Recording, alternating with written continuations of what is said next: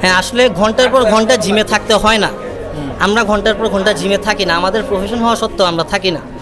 আমরা একটা সময় ছিল যখন আমরা পাগল ছিলাম, আমরা ভাবতাম যে আর 6 ঘন্টা জিম করতে হইব, 10 ঘন্টা জিম করতে হইব।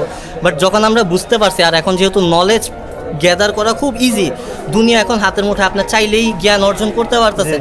তো এই ক্ষেত্রে আপনি একটা প্রপার প্রোটোকল ফলো করে বাকি সময়টুকু আপনি আপনার ফ্যামিলিতে দেন, কাজে দেন, নিজের লাইফের আদার অ্যাসপেক্টগুলোর মধ্যে স্পেন্ড করেন। জি, ঠিক আছে, আমরা আর আপনার সময় নষ্ট করবো না। একটু পরে আপনার কম্পিটিশন, দোয়া করি আপনি চ্যাম্পিয়ন হয়ে যান। চ্যাম্পিয়ন তো হবনি, আপনার কনফিডেন্স দেখেই বোঝা যাচ্ছে।